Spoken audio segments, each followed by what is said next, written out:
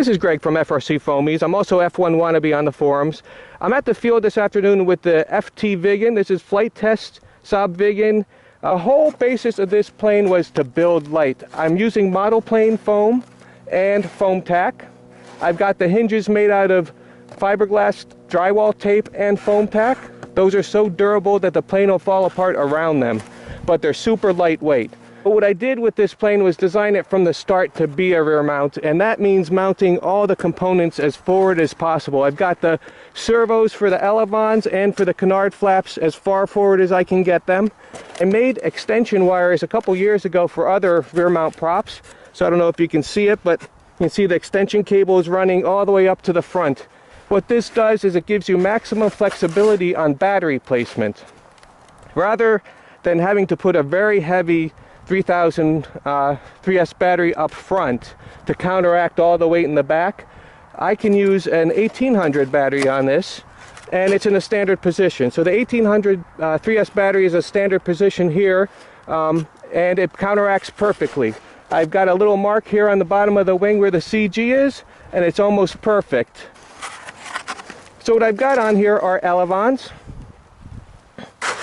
standard elevon setup.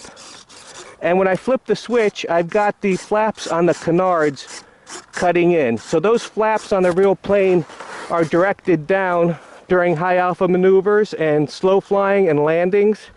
And they help with stability. And what they are also doing is routing airflow over that wing. The Delta canards, the canards are usually routing airflow over the wing, preventing it from stalling in higher angles of attack. So I thought that was important for this plane if I'm going to be flying it slow and in high alpha. So let's see how it does. I'm going to experiment with how it flies with no KFs. And then after I see how it flies, I will decide what KFs to put on it. I have been putting KF4s on my Delta planes, and a modified KF4 though, which has a 6mm upper and a 3mm lower, or 4mm, depending if I use Dollar Tree foam or Depron. But we'll see how it goes after the flight, and then I'll make my decision. Nice looking plane.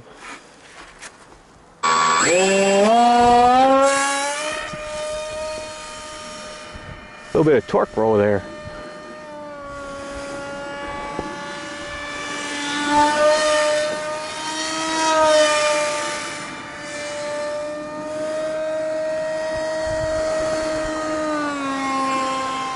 Smooth flyer. I'm going to try to pull CG back just a little bit.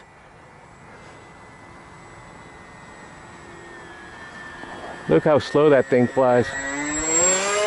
All right, bring it down, change batteries. Beautiful. I've got a hole on the bottom of the plane right here. That's the center of gravity mark according to plan, and I'm just a little bit behind that. About 3/4 of an inch behind that.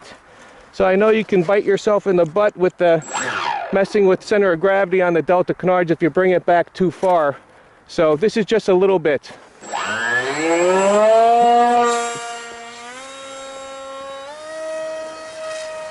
Very neutral handling now.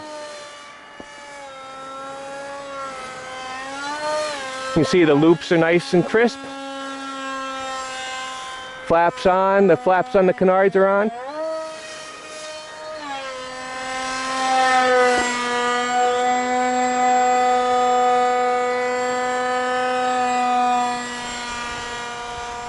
Those flaps on the canards are feeding air over the wing, and you can see how the plane, when you're using those flaps, when the plane gets up to the top of the loop, you see it lift up. See that? It kind of like pulls itself up. Very neat to see that the aerodynamics are actually working. They're doing what they're designed to do.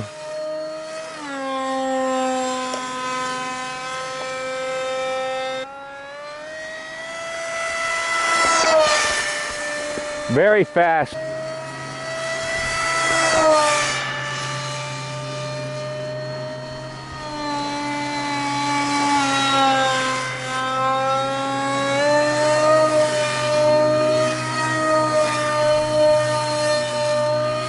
Very nice. Yeah, that center of gravity adjustment really helped. Gives me a lot more confidence.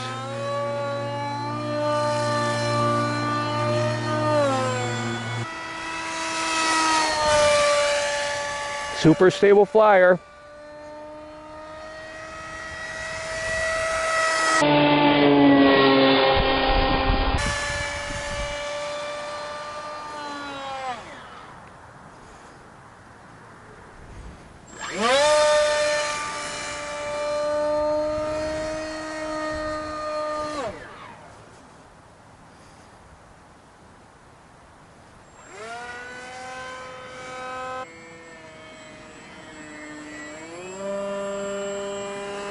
Got to keep a little bit of speed up. Being a rear mount, there's no thrust vectoring over the control surfaces to keep them working unless you've got airflow over the wings.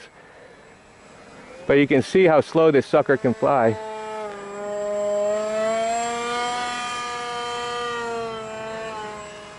Got a little bit of a breeze coming from the left, so I'm gonna try to keep the nose pointed into the wind.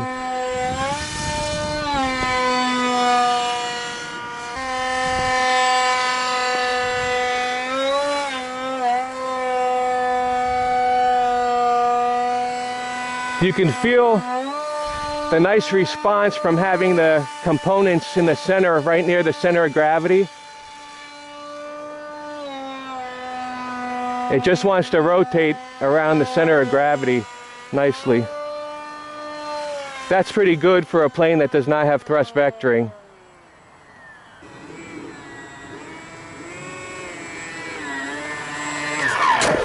All right, beautiful.